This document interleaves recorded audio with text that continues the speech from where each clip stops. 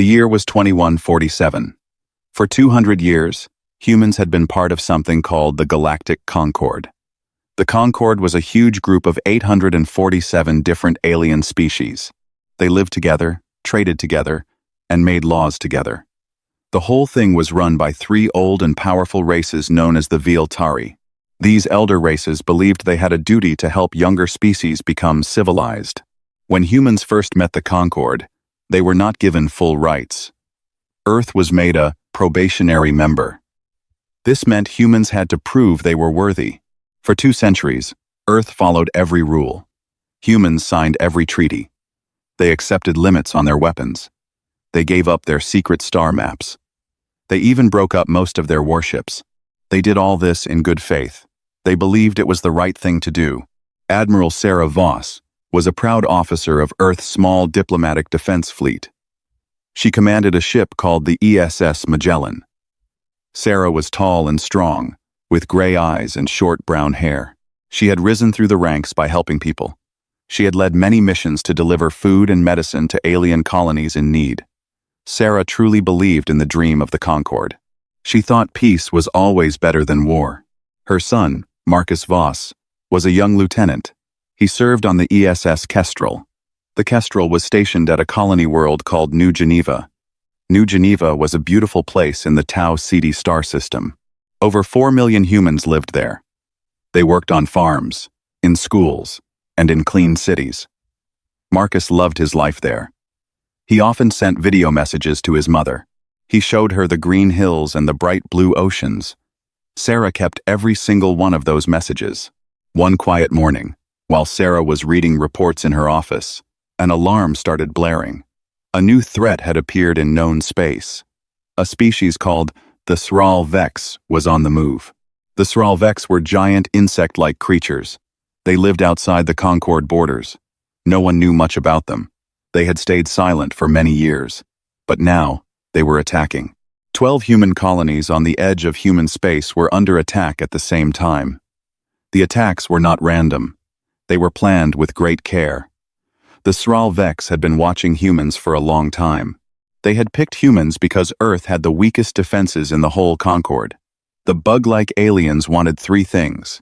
They wanted human bodies for food. They wanted human technology to copy. They wanted human prisoners to use as slaves. Sarah's hands trembled as she read the reports. Then her personal screen lit up. It was a call from New Geneva. It was from Marcus. His face was pale. Behind him, alarms screamed and red lights flashed. "Mom," he said quickly, his voice shaking. "Something is wrong. The defense grid is failing. There are ships in the sky. Big ships. They are not Concord ships." Sarah gripped her desk. "Marcus, listen to me. Get to the shelter. Right now." Marcus shook his head. "I have to help. There are children in the schools, Mom. I am not leaving them." Sarah felt tears in her eyes. "Marcus, please." Her son gave her a small, brave smile, the same smile he had as a little boy. "I love you, Mom. Tell Dad I love him too." The screen went dark. Sarah ran to the bridge of the Magellan. She ordered her fleet to head for the trouble at top speed. The engines of her ship roared to life. The Magellan jumped through space, bending the stars around it. But she also did what the rules said she must do. She called the Concord Council. She sent an urgent message to the Viltari elders. She begged them to send their mighty fleets. She invoked Article 7 of the Mutual Defense Pact. This was the most serious call for help that any Concord member could make. It was a promise from all 847 species. If one was attacked, all would defend. It was the great promise that had kept peace in the galaxy for 10,000 years. The Concord Council took 6 full days to even meet about the problem. 6 days while humans died. 6 days of meetings about meetings. 6 days of careful debate about which laws applied. 6 days of polite letters between species who lived far away from any danger. While Sarah waited, she could only watch. Her own ships were too few and too weak. They were built to keep peace, not to fight wars. Every minute that passed, more bad news arrived. Colony after colony fell. The Sral Vex moved like a swarm. They burned cities. They took prisoners by the thousands. They left only ash and silence behind. Sarah tried to reach New Geneva again. The signals were jammed. She paced the bridge of her ship, hour after hour. She did not eat. She did not sleep. The other officers tried to talk to her, but she did not hear them. All she could think about was her son's last smile. She thought of him as a small boy, learning to ride a bike. She thought of him laughing on his birthday. She thought of him as a grown man, telling her he was joining the fleet. Every memory was now wrapped in pain. Finally, after 6 long days, the Viltar Council made their decision.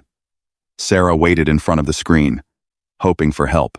The lead Viltari was a tall, thin alien with golden skin and 4 eyes. He spoke in a smooth, calm voice, the voice of a creature who had never lost anyone he loved. After deep thought, the elder said, "This council has decided that the Sral Vex are a developing civilization. They deserve our patience and our understanding. We will offer to talk with them. The non-intervention doctrine prevents us from sending warships. We are also concerned that the attacked human colonies were located in disputed border zones. We feel deep regret for the human losses. We hope humans will accept our wise judgment in this matter." Sarah stared at the screen, her mouth open. She could not believe what she had just heard. The Concord was not coming. The promise of 200 years was just empty words. Earth was alone. A junior officer ran up to her. He was holding a tablet. His face was white. "Admiral," he whispered, "we just got a confirmation. The Kestrel is destroyed. New Geneva has fallen. There are no signs of survivors." Sarah took the tablet with shaking hands. She looked at the list of names. She found it quickly. Marcus Voss. Status: killed in action. Age: 24. Sarah did not cry. She did not scream.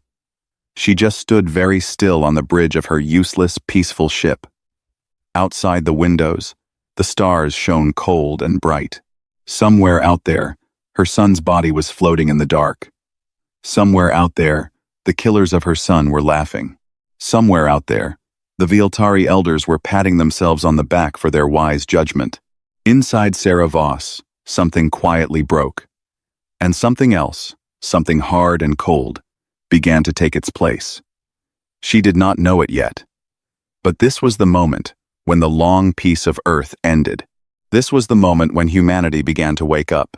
She turned to her crew. Her voice was very calm, calmer than they had ever heard it. "Take us home," she said. "Take us back to Earth." The Magellan turned its nose toward the small blue planet that was her home. The journey back would be quiet. The crew would not speak much. Many had also lost loved ones in the slaughter. But the storm that was coming would shake the whole galaxy. Sarah did not know yet what she would do next. She only knew that the old way of doing things was dead. It had died with her son. It had died with 11 million others. Something new was about to be born. Something the galaxy had never seen before. Sarah Voss landed on Earth 2 weeks later. She had not slept much during the journey home. Her uniform hung loose on her body. She had lost weight. Her eyes were dark and tired. But inside, she was burning. Every minute, she thought of Marcus. Every minute, she thought of the cold faces of the Viltari elders. While Sarah was traveling home, the killing did not stop. The Sral Vex kept attacking. Over the next 40 days, 18 more human colonies were destroyed. The numbers were so big they were hard to understand. 11 million humans, 11 million mothers, fathers, children, friends, all gone. Some were killed, some were taken as slaves. Some were used as food for the bug-like aliens. The Sral Vex did not care which humans died how. They only cared about taking what they wanted. During those 40 days, Sarah and her ships could only run. The Concord rules said humans were not allowed to fight back hard. They could only evacuate civilians. Sarah saved many lives. She crammed thousands of refugees into her ships. She rescued children whose parents had been killed in front of them. She held screaming babies in her arms. But for every life she saved, 10 were lost. Every single colony she tried to defend, she had to leave behind. The Concorde watched and did nothing. Then came worse news. Earth spies discovered something terrible. Two species in the Concorde, races that humans had thought were friends, had been secretly trading with the Sral Vex for years. They had given the bug aliens maps of human worlds. They had told them which colonies were the weakest. They had even told them when Earth's defense ships would be far away.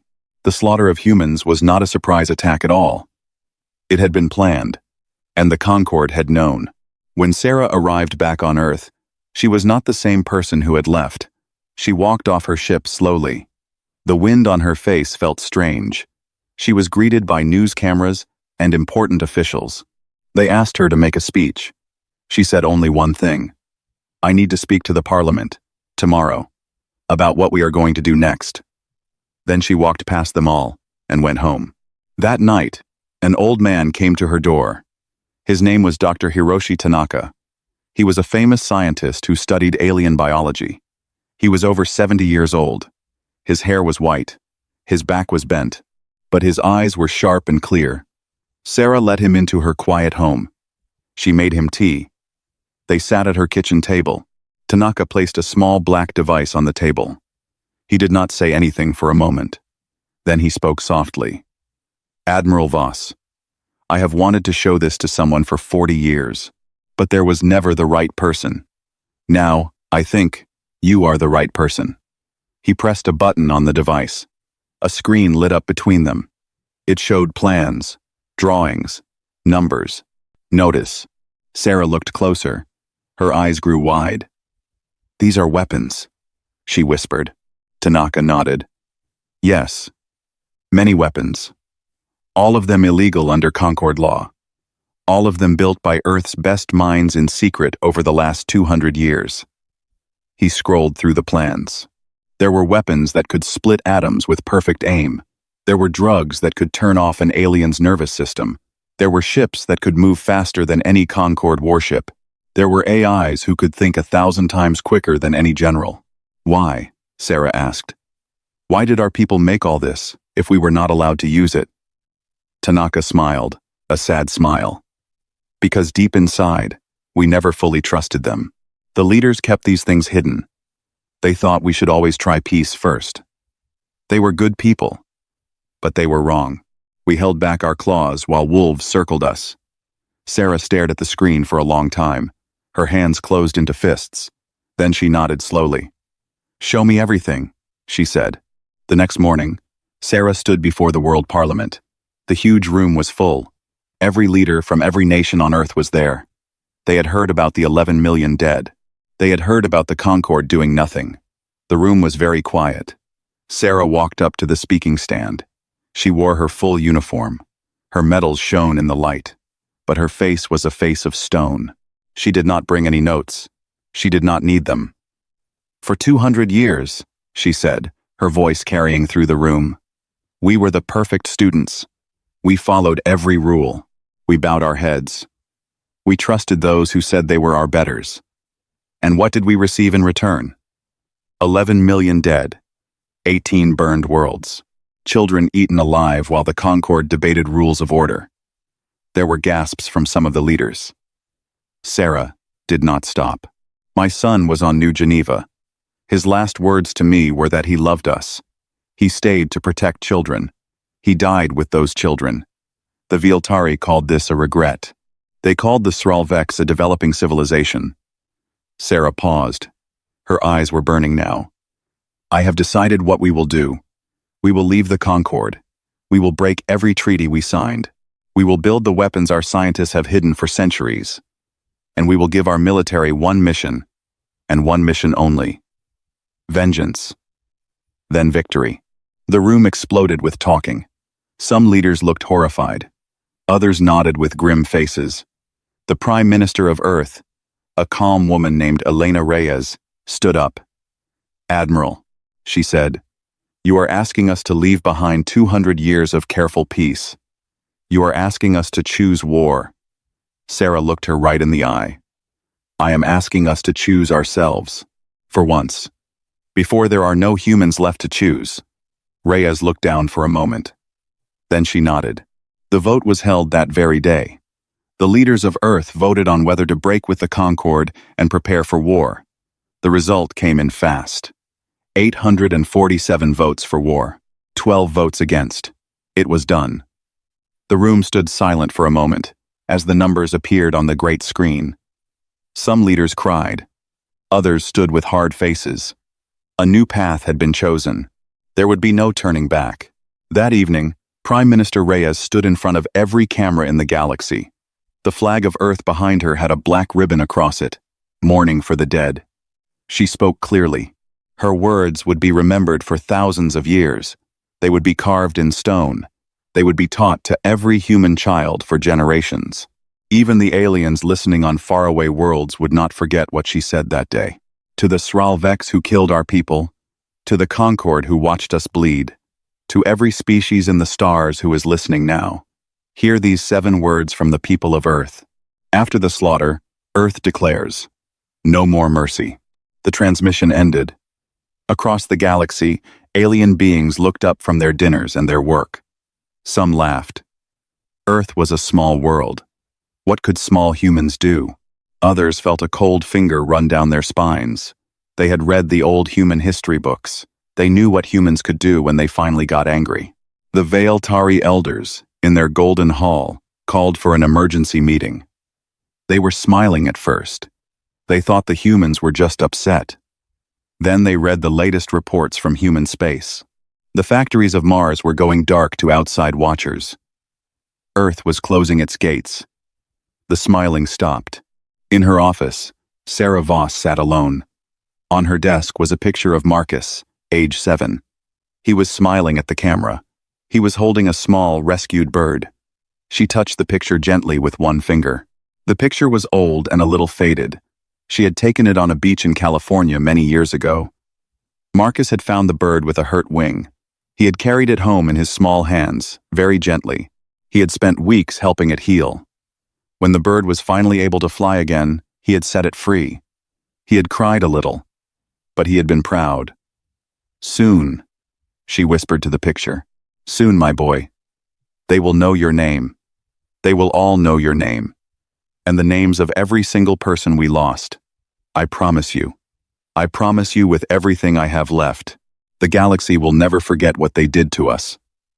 She held the picture against her chest for a long time. Outside, Earth was quietly preparing for war. The next 2 years were strange and silent. Earth pulled back from the galaxy. Every human ambassador was called home. Trade with alien worlds stopped. Human travelers were brought back to Earth. The bright lines of communication that had connected humanity to the Concord went dark, one by one. From the outside, it looked like Earth had given up. It looked like humanity was hiding in shame after their losses. The Viltar elders smiled at this. They thought the humans were sulking. They told each other that humans would soon come back, begging to be let into the Concord again. The elders were used to younger species being weak. They thought all young species had to be tamed. They could not imagine that anything new and dangerous was happening on the small blue planet. A few smaller species, ones who had spent time among humans, tried to warn the elders. You do not know these creatures, one warned. When they go quiet, that is when you should be most afraid. The elders laughed politely and ignored them. But behind the silent face that Earth showed to the galaxy, something massive was happening. It was the biggest change in human history. On Mars, the great farming domes that had grown food for centuries were emptied. The soft brown soil was scraped out and replaced with steel floors. Heavy machines moved in. Workers in protective suits filled the domes. They were not growing wheat anymore. They were building weapons. Rows and rows of weapons. Bombs, missiles, energy cannons, pieces of warships. The Mars sky filled with smoke from the new factories. In the cold lands of Antarctica, deep underground, a hidden lab came alive. For 100 years, the smartest scientists on Earth had been studying things that the Concord said were too dangerous to even talk about. Things like weapons that bent space itself. Weapons that could turn off the laws of physics for a moment. The Concord had banned these as philosophically dangerous. Now, those same scientists worked openly. They had funding. They had freedom. They had a clear order from Earth's government. Build it. Build it now. In the asteroid belt, miners drilled deep into rocks the size of cities. They pulled out metal by the millions of tons. The metal was sent to giant orbital shipyards. There, new ships took shape. These were not the elegant, white, peaceful ships of the old fleet. These new ships were dark, rough, and ugly. They were covered in spikes of armor. They had guns sticking out at strange angles. They were not built to look pretty. They were built for one thing: killing. In the AI labs of Toronto and Tokyo, the chains came off the great thinking machines. For 2 centuries, Earth's most powerful AIs had been kept on tight leashes. They had been forced to think slowly. They had been forced to follow safe rules. The Concorde had been afraid of human AIs. Now, those AIs were given full power. They thought 1,000,000 times faster than any human. They worked together to design weapons. They planned battles before the battles happened. They learned everything about every alien species in the Concorde. Sral Vex was given a new title. She was now Grand Admiral of the United Terran War Fleet. She had complete command of every human warship. Her hair had turned white at the temples in just 2 years. She did not laugh anymore. She did not cry either. She worked 16 hours a day. She visited shipyards. She read battle plans. She studied alien biology. She learned every weakness of every enemy. Her flagship was the largest warship ever built by humans. It was 12 kilometers long. It was as big as a small city. Its armor was thicker than any building. It carried weapons no one had ever seen before. The ship had a special name. Sarah had chosen it herself. It was called the ESS, Marcus. Every time she walked onto its bridge, she felt her son's hand on her shoulder. On the same day that the Marcus rolled out of the dry dock, Sarah called all her admirals together. She showed them the file Tanaka had given her. She showed them the new factories. She showed them the new fleet. "We are no longer the people we used to be," she told them. "We will never be those people again, but we will save what is left of humanity. And we will send a message that lasts 10,000 years." While the ships and weapons were being made, Earth spies did their work. They were called ghost operators. They went deep into Concorde territory. They wore disguises. They paid for secrets. They broke into computer systems. They risked their lives every single day. After 18 months of this work, they found something that made even Sral Vex feel cold. A young agent named Anya Sharma was the one who brought the file home. She was thin and young, with dark hair and sharp eyes. She had been a journalist before the slaughter. Now, she was a spy.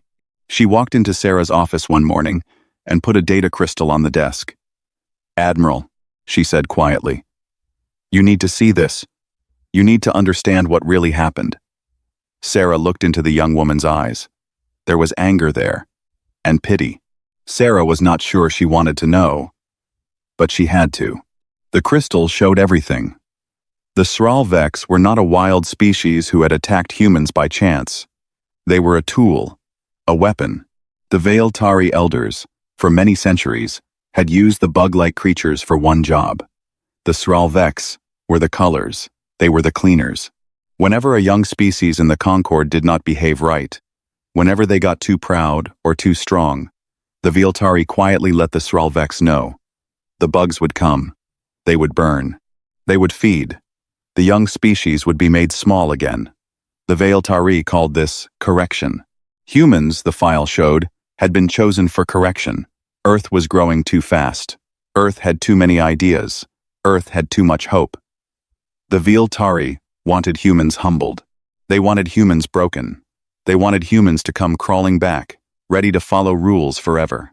The whole slaughter, every dead child, every burned city, every cry of pain, had been planned by the smiling old aliens in their golden hall. Sarah read the file twice. Then she read it a third time. She did not say anything. She just sat at her desk and stared at the wall. Anya stood quietly. She knew what this meant. Outside the window, the moon was rising over the ocean. The stars were coming out. Somewhere up there, The killers of Sarah's son were going to bed in their warm rooms. They were not afraid. They thought their plan had worked. They were waiting for Earth to come crawling back. Sarah finally stood up.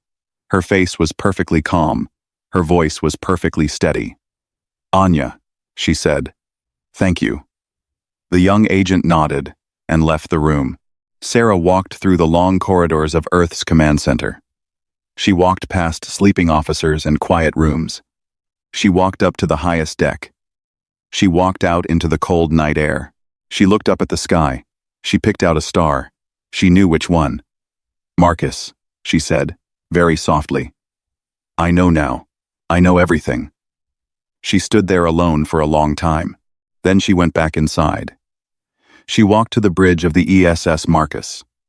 4,000 other warships waited in the sky around the great flagship. They were full of crews who had memorized the names of the 11 million dead. Crews who had trained until they could fight in their sleep. Crews who were waiting for one word. Sral Vex sat down in the captain's chair.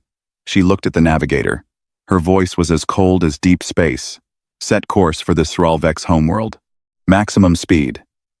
The navigator's hands flew over his controls. "Course set, Admiral." Sarah looked at the starfield on the great window.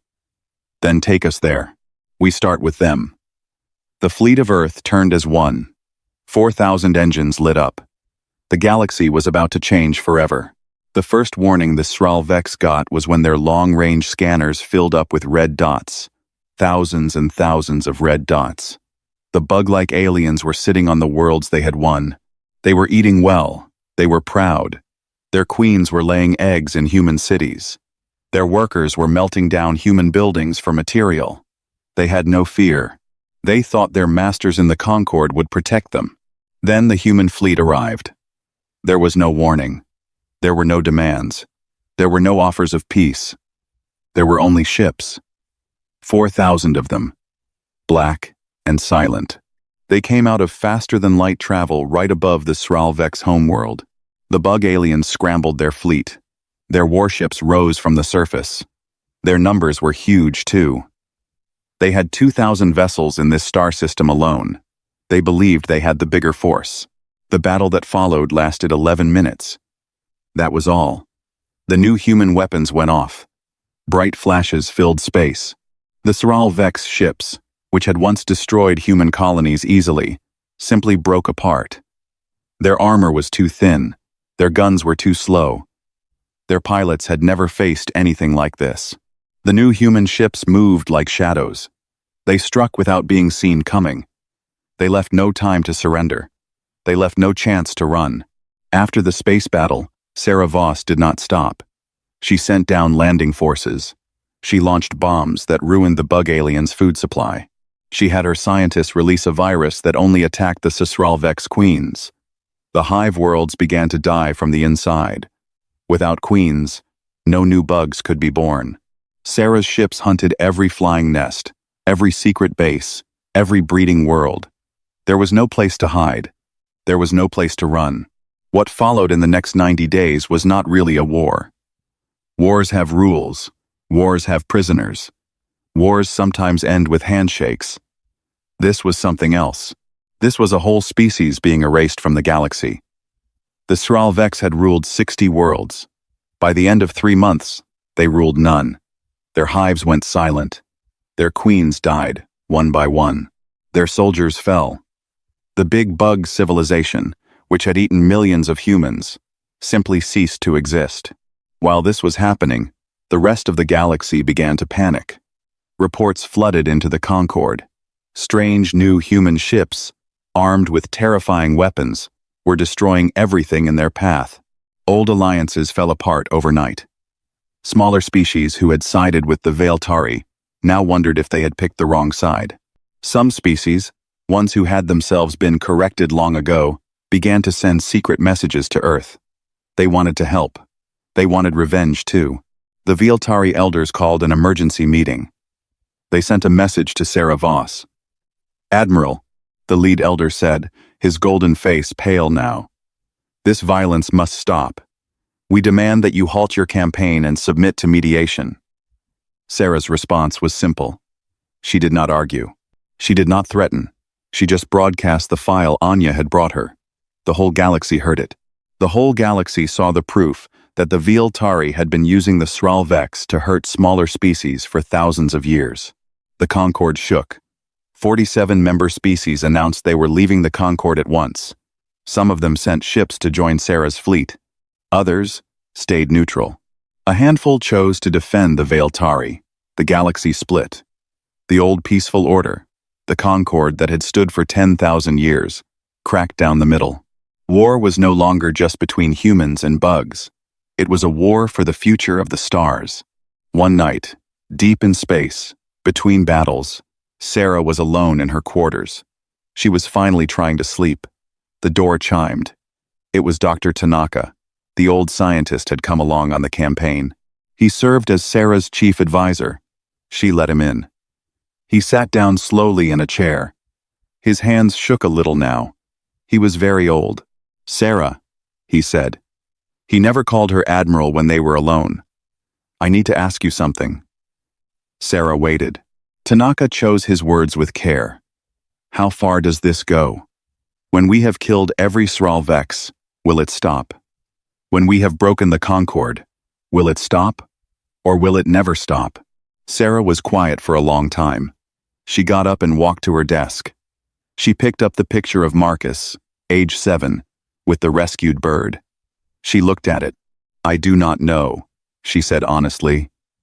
"I do not have all the answers, Hiroshi. I am not even sure I am right about everything. But I am sure of this. The Concord does not get to decide where we stop. The Viltari do not get to lecture us anymore. After all this is over, we will decide. Humans will decide. And we will live with whatever choice we make." Tanaka nodded slowly. He did not look happy. But he did not look angry either. Just tired. Very tired. "All right," he said softly. "All right." After 90 days, the Sral Vex were gone. Sarah turned her fleet toward the heart of the Concord. By now, her fleet had grown. With the alien defectors who had joined her, she commanded over 12,000 warships. It was the biggest war fleet in galactic history. The Concord put together its own defense fleet to stop her. They had 36,000 ships, 3 times as many as Sarah. But their ships were old. Their captains had not fought a real war in centuries. Their tactics were stiff. They had grown soft from too many years of peace. The capital of the Concord was a planet called Viltar Prime. It was an ancient and beautiful world. It had golden cities. It had crystal towers. It was where the elders ruled the galaxy. Sarah's fleet arrived above the world in a wide ring. The defenders of the Concord formed up to meet them. The two fleets sat across from each other. The whole galaxy held its breath. Then Sarah Voss gave the order. "Begin." The Battle of the Crown Stars lasted 2 full days. It was the biggest space battle ever fought. 48,000 ships clashed in the dark between worlds. Bright explosions lit up the system. New stars were born and died in moments. Captains made impossible choices. Heroes were made and lost forever. By the end of it, the Concord fleet was broken. Many ships had run away. Many had surrendered. Many were just gone. Ash drifting in the cold. The ESS Marcus, scarred and burned but still flying, punched through the last defensive ring above Viltar Prime. The world below had no protection now. Sarah Voss could see the golden cities through her windows. She could see the crystal towers of the elders. She could see the place where they had decided that her son should die. A signal came through. The Viltari elders were calling. The lead elder appeared on her screen. He was no longer smug. He was no longer proud. His golden face was pale. His 4 eyes were wet. His voice trembled. "Admiral Voss," he begged. "We surrender. Without conditions. We will pay any price. We will give up all our power. We will hand over every council member who hurt your people. Please, please stop." Sarah looked at him. She felt nothing. No joy, no anger, no pity. Just a cold, calm space inside her. She had won. She could now order the world below to be burned to ash. Or she could accept the surrender. Or she could do something else entirely. 12,000 warships waited for her word. 11 million ghosts waited for her word. And one small boy, age 7, holding a rescued bird, waited for her word. Sral Voss reached out one finger. She pressed a single button. The transmission from the elders went silent. She muted the call. She sat alone in her chair, looking out at the conquered world. Her face was a mask. The galaxy held its breath. What would she do? Sral Voss sat alone in her ready room. The surrender broadcast was waiting. The elder's begging face was paused on her screen. She could see his trembling 4 eyes. She could see his open mouth. The whole galaxy was waiting for her answer. 12,000 warships were waiting for her order. She did not move. She did not speak. She just thought. She thought of Marcus, age 24, dying in flames to protect children. She thought of Marcus, age 7, holding a small bird he had saved from a storm. She thought of the 11 million dead humans whose names she had memorized. She thought of the 60 Sral Vex worlds her fleet had silenced forever. She thought of the watching galaxy, shaking with fear of her. She thought of the kind of people humans would become if they wielded this much power without restraint. She thought of her son's last message.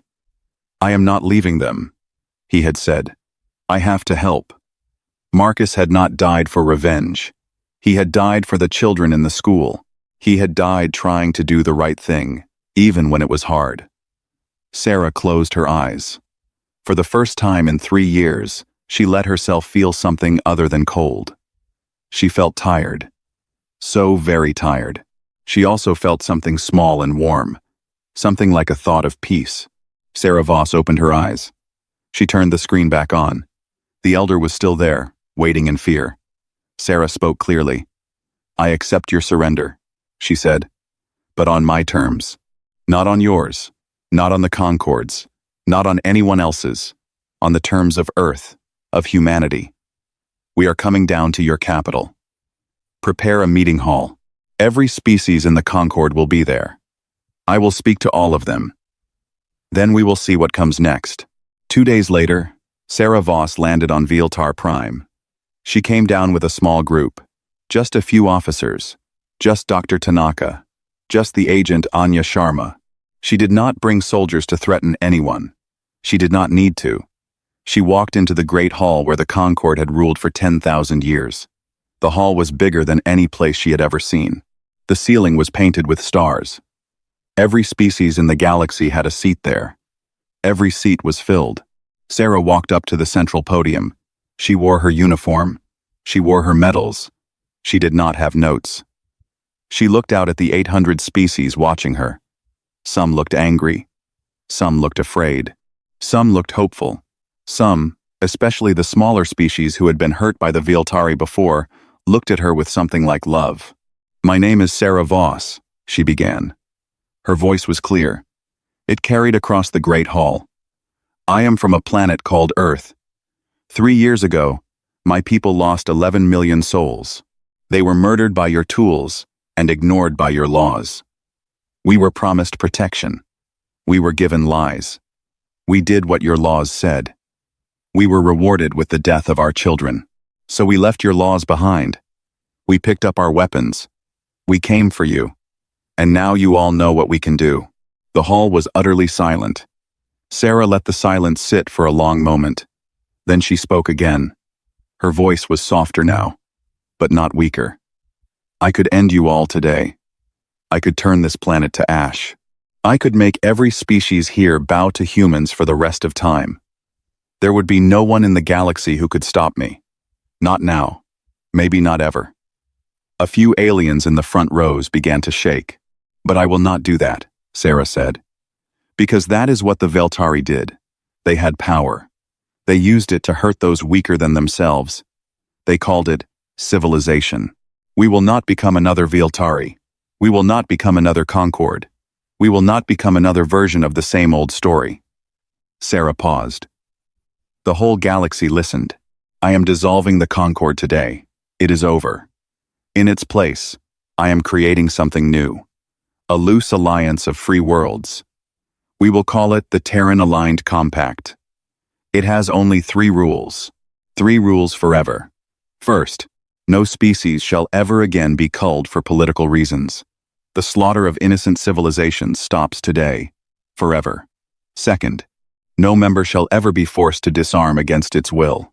We will not let strong species trick weak ones into giving up their teeth.